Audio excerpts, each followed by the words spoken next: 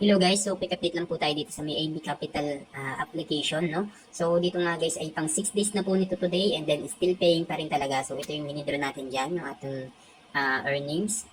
So ito yung winidraw natin, and 165 yung na-withdraw ko today. Kung mapapansin nyo puro 116 na withdraw natin, no? Kasi nga nag-avail tayo ng product dun guys. Check muna natin sa withdrawal kung anong oras dumating, no? 11:33 ako nag-withdraw and 11:34 siya pumasok. So 1 minute lamang po yung processing ng withdrawal dito sa may AB Capital Group. Sobrang bilis ng withdrawal. Then possible mag long term pa to kasi nakalock in yung product. So ito yung in-avail natin dyan, 320. Then daily po yan kikita, no? In 5 days. Tapos yung sa activity, may nagtatanong kung naka-lock in ba to or naka-ano.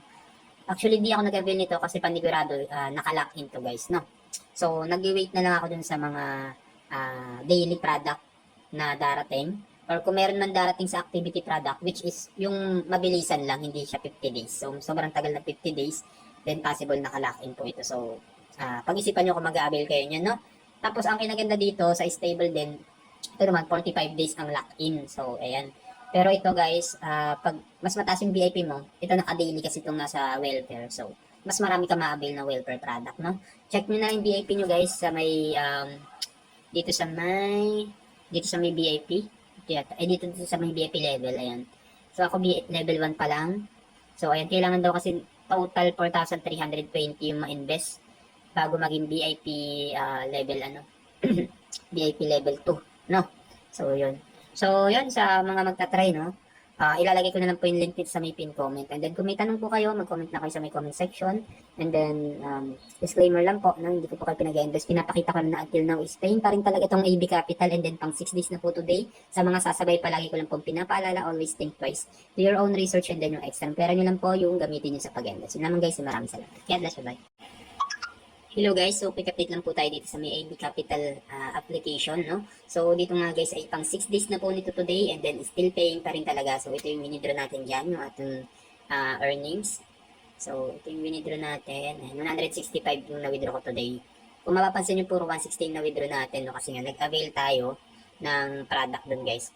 Check muna natin sa withdrawal kung anong oras dumating, no? 11:33 ako nag-withdraw and 11:34 siya pumasok. So 1 minute lamang po yung processing ng withdrawal dito sa may AB Capital Group. Sobrang bilis ng withdrawal. Then possible mag long term pa to kasi nakalock in yung product. So ito yung in-avail natin dyan, 320. Then daily po yan kikita, no? In 5 days. Tapos yung sa activity, may nagtatanong kung naka-lock in ba to or naka-ano. Actually, di ako nag-avail nito kasi panigurado naka-lock in to guys, no?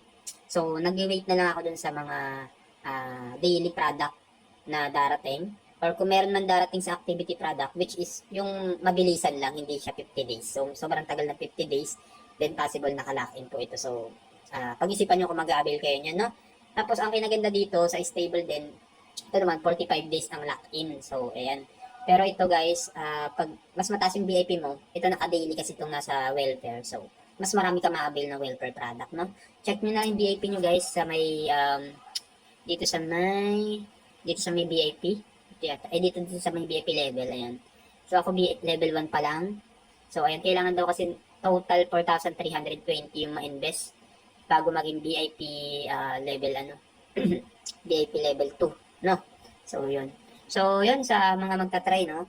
Ilalagay ko na lang po yung link dito sa may pin comment. And then, kung may tanong po kayo, mag-comment na kayo sa may comment section.